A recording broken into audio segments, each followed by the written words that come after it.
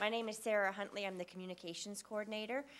We're going to start the program with the City Manager making a brief statement that she's prepared, and then we're going to open up this panel to questions that the members of the media might have. I anticipate that, given the team approach that has gone into this, that there may be multiple people who wish to answer your questions, so if you'd give us a minute after one person is finished just to see if anybody has anything to add, that would be great. A couple of quick logistics. As I said, this is being live cast on both Channel 8 and on the city website. So based on the audio system we have, the members of the media are not mic'd. In order to make sure that our audiences can hear the questions, I will repeat the question after it's asked, just so that it's picked up on our systems. Also know that we've invited members of the media who could not be here today to email in questions or text message us with questions. So as I get those, Andrew's going to be collecting them. If we get any, I may be interjecting to allow those people to ask their questions as well. The other thing I'd like to share is just a couple of key dates that will be coming up for members of the public. On November 15th at the City Council meeting, City Council will be asked to discuss and make some decisions about how to go about levying the tax that was passed by voters last night in ballot measure 2B. On December 6th, staff will hold a roundtable meeting with Council to talk about our next steps moving forward, and there is a study session scheduled with Council on this issue at the end of January. With that, I'd like to get started, and I'll introduce City Manager Jane Browdigam. Thanks, Sarah, and welcome to all of you from the media. I know that you've been following the issues here in Boulder, and we're really thankful to you for doing that and for informing all of the people that care about this issue. So as you may know, the voters in Boulder passed two measures last night having to do with our energy future. These are going to allow us to continue our deliberations toward the answers that we need to facilitate in order to make some final decisions about municipalization. One thing I want to do before really sort of giving my personal statement about this is that I want to thank the voters who made this all possible. We had supporters and detractors of issues 2B and 2C. All of them really contributed to a public discussion that was robust and that created a situation in which all of the voters in the city had a lot more information than they've ever had about municipalization before. And I'm really thankful to all of them and to all of the people that came out to vote.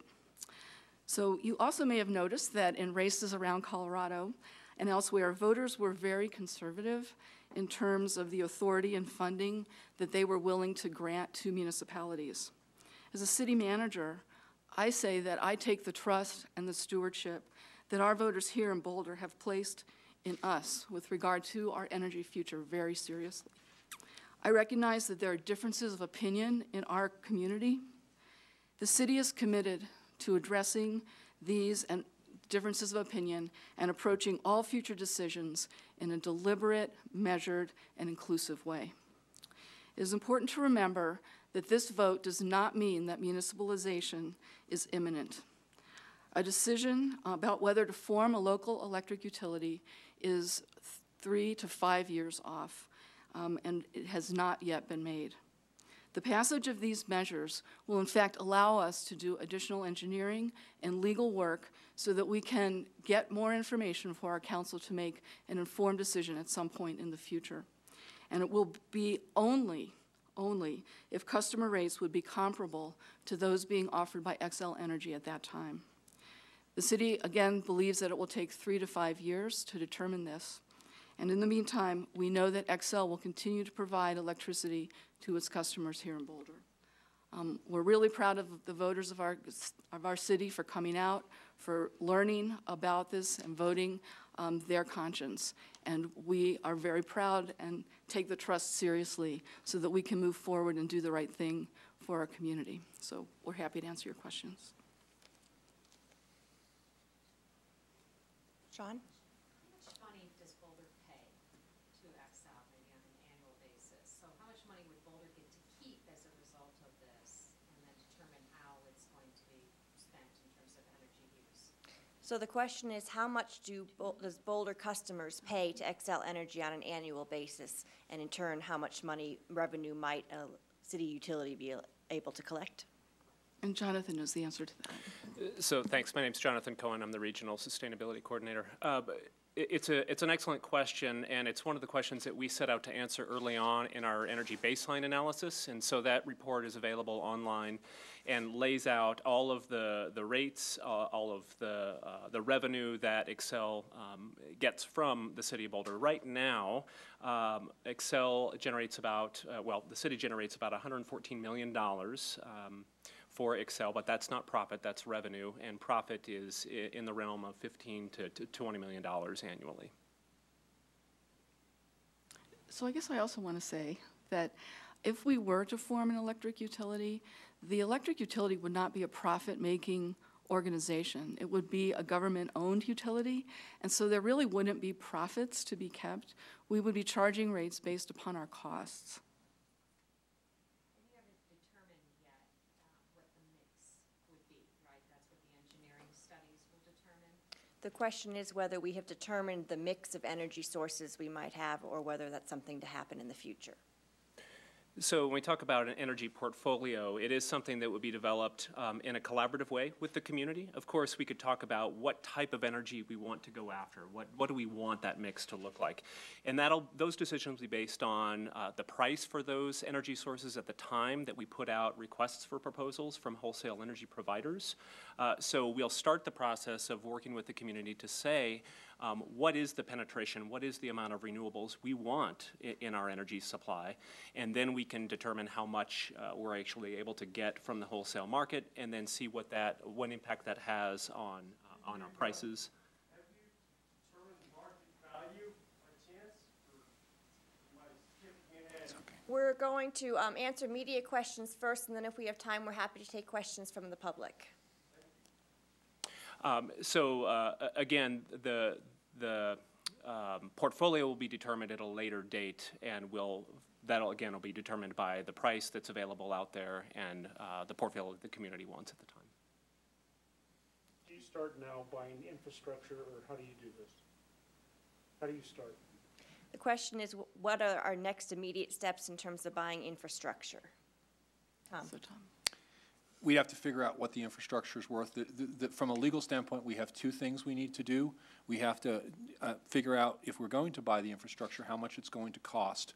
And the city can use its power of eminent domain, that is condemnation, to do that.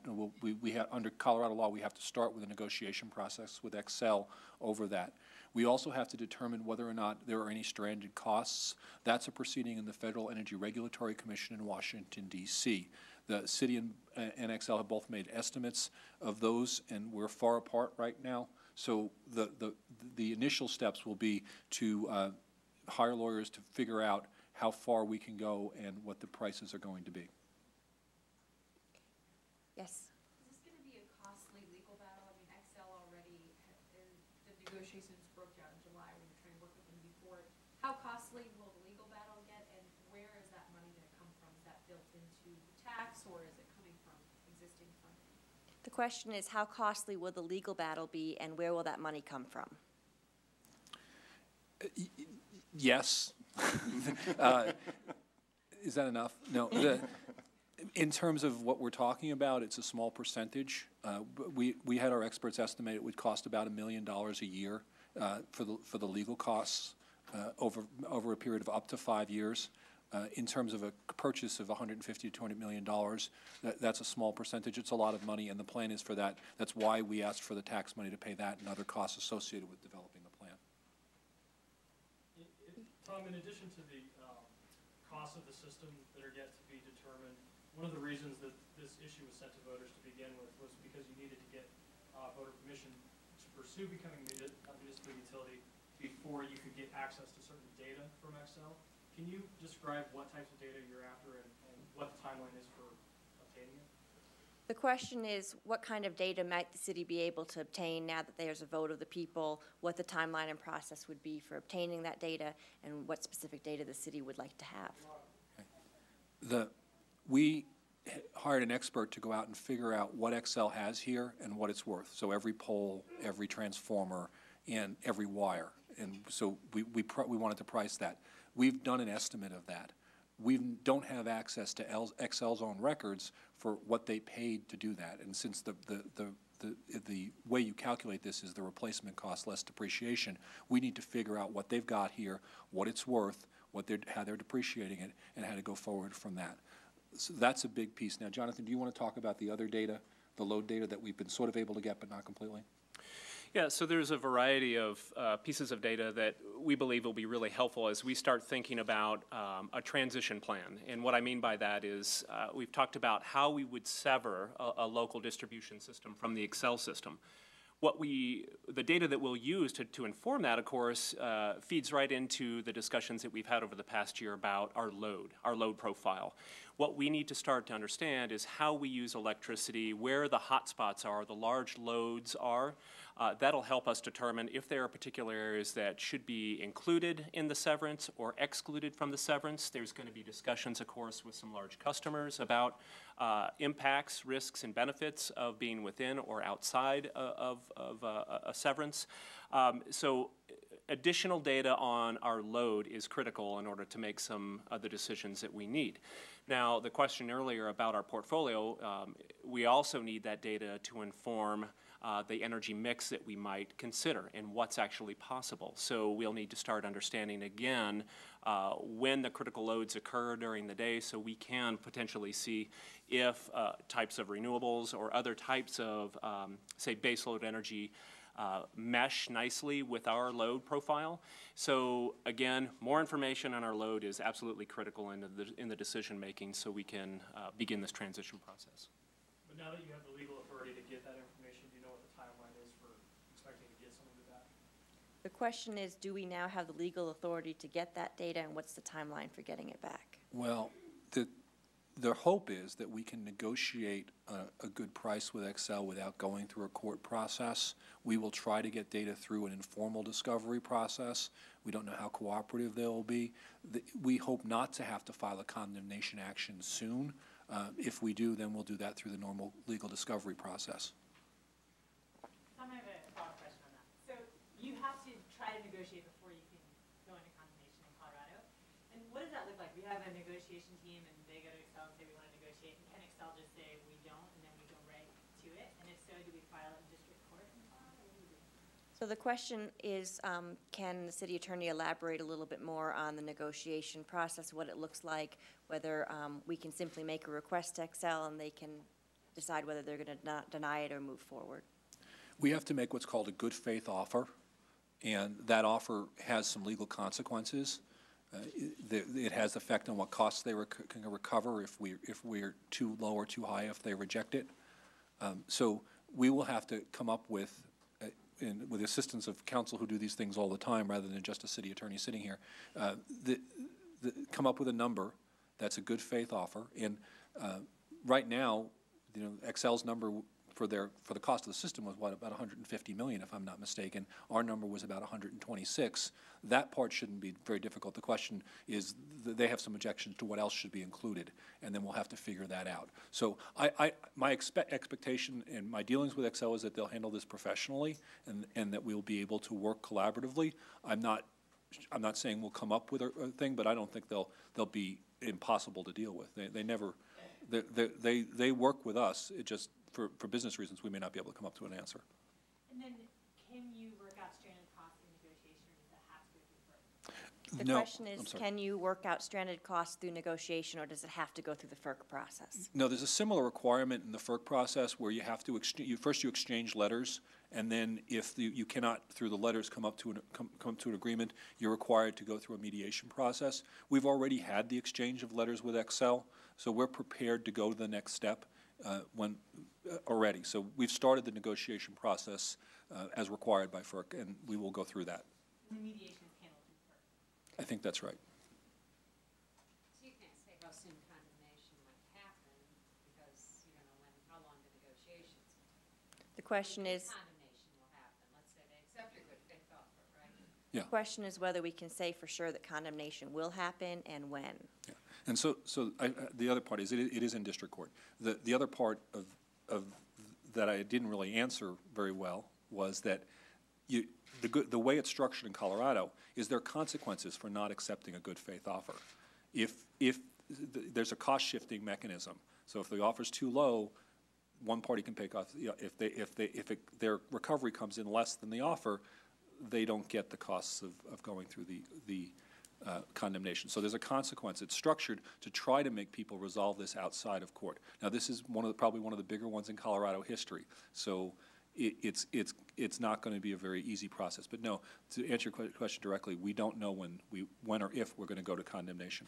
And there's an interplay between the condemnation and the FERC. One of the things that's in the charter now is a requirement that the initial rates be no greater than the amount of our revenue, of the costs plus the debt plus 25% of the debt. If we find out the FERC number makes that calculation impossible, my guess is we would not be able to go further. So there's an interplay between those two numbers that will allow us to proceed if the numbers come in low enough to meet those tests. Have you been in contact with Excel? I'm always in contact with Excel. Yesterday. Not today. Not today yet, no.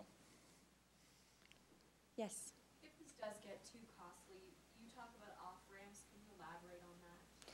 Can the city elaborate on the off-ramps that are available in this process?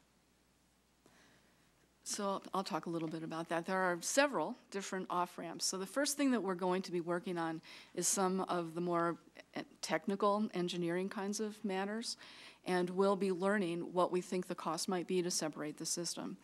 If something unusual happens and we find out that it is an outrageously high number, then it could be that council would say, we don't wish to move forward further. But I think that's unlikely to happen. But the next off-ramps are the off-ramps with regard to the condemnation proceeding and then the FERC proceeding. And each one of those will result in sort of a mathematical calculation that's obviously pretty complicated, and we'll come up with a number, and we'll put that number into our system and to try to understand what that would mean in terms of rates. And then the council could choose not to move forward again. And so at any point in the process, until we actually issue bonds to purchase the system and to pay any stranded costs that might be awarded, at any point until then, we will have an opportunity for council to say, we won't move forward. So there are many different opportunities to do that. Yes. Jonathan, when you're talking about separation, you mentioned something about speaking with some of the larger users. And I believe you said if they wanted to be part of it or not. I'm trying to work out what that would mean. Well, So, Jonathan, let me just repeat the Yeah, question sorry. if I Go ahead, could. sir. The question has to do with large utility customers, and the question's been posed to Jonathan about whether they can choose to be a part of this new system or not, and what those discussions would look like. Thanks for the question, because I should clarify that a customer within the city of Boulder doesn't have an option to choose whether or not they're a customer of a newly formed electric utility. What I was trying to elaborate on is the fact that as we draw the boundaries of the new utility, there is a little bit of leeway to figure out what would be included within the utility and what might be excluded or outside and continue to be served by Xcel Energy. That's a lengthy process that we have not started to determine what those boundaries might look like. So it's essentially called a severance plan, and it's part of our work program for the next year to make sure we have the expertise to look at the technical aspects that would be included in the severance plan. Are there perhaps certain areas that may make more sense leaving to be served by Xcel, or make better sense to be served by a new utility? A technical aspect, there may be more of a political aspect as well. So we want to bring all of those potential parties that might be impacted by severance to the table and talk about what makes the most sense for everybody involved. I hope that was a little clearer than what I said. Okay, thanks. So it's not, this isn't giving residents the choice. This is about a major institution, a major company, which is a huge power user, and whether they fit in the city's plans. That's correct. Can I piggyback off that, Jonathan? Is there any concern among the city's group about the University of Colorado potentially going off-grid in the coming years, and how that might affect the municipalization process? The question has to do with the University of Colorado and the possibility that it could go off-grid in the next couple of years, and how that would impact municipalization. I thought I would sit here quietly today. You know, it's interesting, Heath, because as we started this process to discuss municipalization, one of the driving factors was to reduce the consumption or reduce the amount of wholesale power that we as a community are purchasing. So the fact that CU is moving aggressively towards reducing consumption and perhaps generating all of their electricity on site is a huge positive. Why? Because if that's an amount of wholesale power that we don't have to go out to the market and procure, that is a huge benefit to the community. And that far outweighs the potential loss of revenue to a utility. In other words, it's a far greater benefit to have them generating electricity on site and reducing the amount that we as a utility would have to go and procure. Okay, we have one question that was sent in previously from a publication called The Energy Daily. And the question is this: several news stories I have seen this week assert that a vote to approve the ballot initiatives inevitably would lead to the demise of the smart grid program launched by Xcel in 2008. Is this true? And if so, why? I think Jonathan's going to answer that. If anybody else wants to, you feel free. Interesting choice of words in the question. And just to be clear, smart grid is really not a program. Smart grid really is an installation of equipment. And so to assume that somehow the installation or would somehow fall by the wayside, it just certainly isn't true. Smart grid is a part of our distribution system. As Tom mentioned, we'll need to do an appraisal and inventory of our system. We'll have a closer look at what is included in smart grid and determine whether or not that's something that we would want to purchase or not purchase. And so it's premature to say smart grid will be part of a new utility if it's formed. But certainly, again, to the point I made earlier, the idea that we would optimize smart grid is certainly one of the benefits and one of the priorities and principles of creating a new utility. If we could optimize the smart grid to reduce our consumption, to capitalize on new technologies, to support local companies that are doing innovative energy programs and devices and pair them with our smart grid, we certainly want to encourage that. But again, it's premature to say how smart grid in its form right now, how it will look if we create a new utility. Yes. How many jobs might be created by this? Any estimates on that so far, or is it too early to tell? The question has to do with how many jobs might be created by municipalization, or whether it's too early to tell. It's too early to tell. Heath. Somebody earlier mentioned it may be 3 to 5 years before we really have a clear idea of whether we're going to pull the trigger on becoming a utility. In those intervening years of 3 to 5 years, what should the average Boulder electrical customer expect to happen? Should they expect their rates to stay the same, the delivery of their services to stay the same, or are there changes coming? The question is, what can the average Boulder customer expect in the next 3 to 5 years while the city is working through this process with Xcel? So the average utility customer will remain an average utility customer of Xcel Energy. And so they should expect the same service that they've been currently receiving, and they should expect the same rates as are charged to others in the service territory. Any other questions? Yes. I think earlier this year, you came up with projections about 70% of the city's power is used by commercial users, businesses, and institutions. What are you doing to reach out to them and address the potential concerns they have? As far as they didn't vote on this. The question pertains specifically to the business community and what the city is doing to reach out to them, given that they are 70% of our customer base here in Boulder. So I'm going to start the answer, but then really turn it over to David Driscoll. We've already been working with them over the last 9 months to get their input into our decision-making process as we moved forward, and we're going to be continuing that. In fact, later this week, I'm going to be sending a letter to all of our large businesses in the community, as well as some others, I believe. And so we want to reach out to them and indicate to them how important they are and to get their input into the decisions that we make in the future.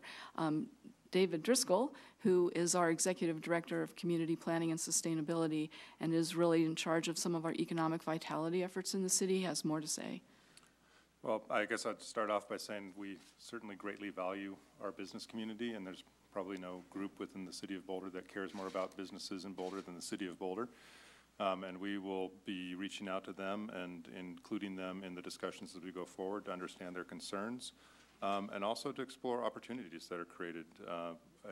This whole conversation started from concerns about climate action, about greenhouse gas reductions, but it's also quickly become a discussion about our economic future. And Boulder is a place that wants to be the center of energy innovation. And we are very committed to that and to working with the full range of business partners in our community to make sure that not only we're thinking about rates and reliability, which are extremely important to them, but also how this might create opportunities for them to grow and thrive.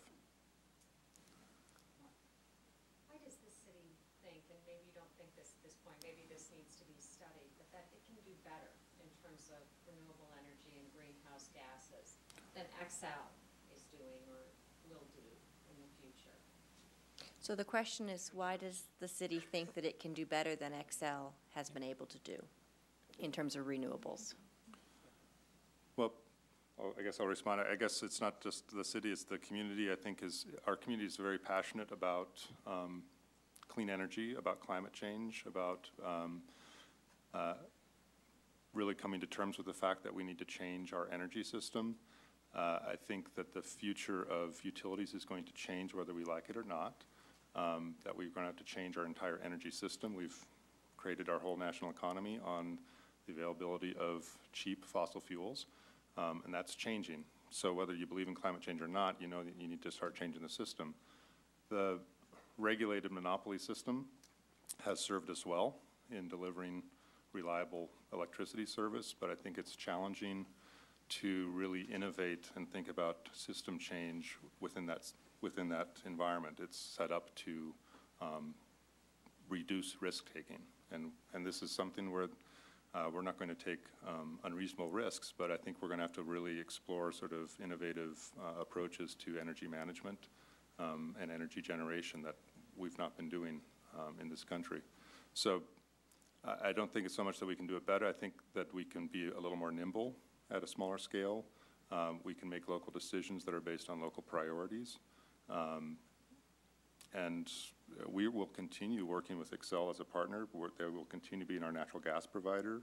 They will be providing transmission service to the city. If we municipalize, it's not a foregone conclusion that we will.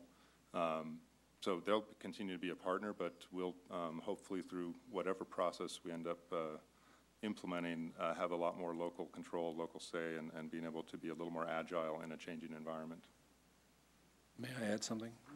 I've actually had the opportunity to spend a lot of time in conference rooms with Xcel talking about deals, and I believe that they are really committed to renewable energy, and I think they're a good company. I don't think there's anything evil about them. David mentioned the regulated monopoly model. Every time they want to bring a new resource on their system, they have to go to the PUC and get approval. And the discussions we had about the wind farm, they told about the struggle they had of getting their own wind farm approved and how hard it is for them to do what we want to do. And so I don't know, I agree with David, we're not talking so much about doing it better. It's just that a municipal utility doesn't have the same constraints as an investor-owned utility. The PUC has to look after every customer in the state, and they do that. And that includes people who don't care at all about renewables or who are more interested in coal-powered electricity. The difference is Boulder, if it's municipalized, doesn't have to get approval from the PUC for most things and can go its own way. So it's not so much better or worse, it's different. And it would give us that local control to allow us to get the higher level of sustainable that'll help us meet our community's energy goals. Yes. I know you're going to be having a meeting to talk about how you're going to levy the tax, but the utility occupation tax, where might we see that money coming from, or who's going to be paying it? So the media is seeking more information on the utility occupation tax, who would be paying that, where that money would be coming from. So we currently have a utility occupation tax, and this will be similar to that. It will be the same kind of a tax. It will just be a higher rate. And there are rules in the Public Utilities Commission about how a utility is to allocate that tax. And so it's really based upon customer usage. And so it comes from customer bills. And we charge Xcel Energy, and they are the ones that must pay it. And then they have rules under the PUC about how they recover that charge, and we understand they recover it from their customers. Do you have any idea about how much percentage that could be for the average customer? So if the question is, what would the average increase be for residents? So we did look at that for our average residential user. It would depend a little bit on how much of the tax council chose to levy. They can levy up to collection of $1.9 million. And I'm sorry, we had those numbers, and none of us can remember them. It works We can, out, I'm sure we can get them to you. We will. it works out to about $1.20 extra per month for residential, an average typical residential customer. Any other questions? Okay, was there anything anybody would like to add? There was a question from the back of the room earlier. I think that gentleman left. Oh, we did, okay. Okay. Anything else anybody on the panel would like to add? I just want to add one last piece to the question about the renewables, because I think it's important to also recognize that voters of Colorado have really been leaders in the past by passing Amendment 37 in 2004 and ratcheting up the requirement for renewable energy. And that's why Xcel Energy has been supportive, and that's why they're looking at a 30% renewable portfolio by 2020. So the question, could a municipal utility do it better? Well, in fact, we do have the ability, as both Tom and David mentioned, to be more nimble and to be able to purchase, depending on the pricing that's out there. We could, in fact, go much further. And the modeling that was done here locally showed that we could see larger penetrations of renewables, up to 40 and 50%. But we need to model those numbers using market prices, looking at a request for proposal from those wholesale power providers to see how far we could, in fact, go. So I think it's very interesting that if you consider the model that David was talking about with investor-owned utilities, 30% is really the ceiling for Xcel Energy, and they will have a very hard time moving beyond that, not because, as David said, not because they're a bad utility, but because they're very linked to their generation sources, which are largely based in coal. And that's a generation that they'll need to pay off over time. We won't have to pay off that generation debt, so we have the ability to look at more penetration of renewables if it's financially feasible. What is your goal? I mean, did you go into this with a goal, we want to hit 40% renewables, reduce greenhouse gas emissions by X amount, or no? No. The question is whether the city has set any specific numeric or percentage goals for greenhouse gas reductions as a result of this. Besides our climate action plan goals to reduce our emissions by the end of 2012, 7% below 1990 levels, and that's in community emissions, we don't have an established goal. But this allows us to think more progressively and more long-term about where do we want to get to and what are the benchmarks and steps that can get us there.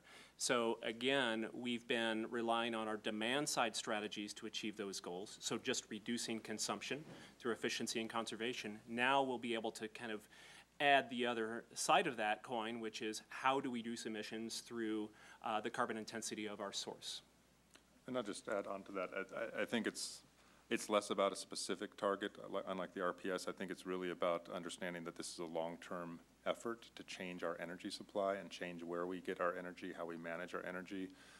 So while I think the RPS has played a very significant role in starting that process of change, it's not in any way the end.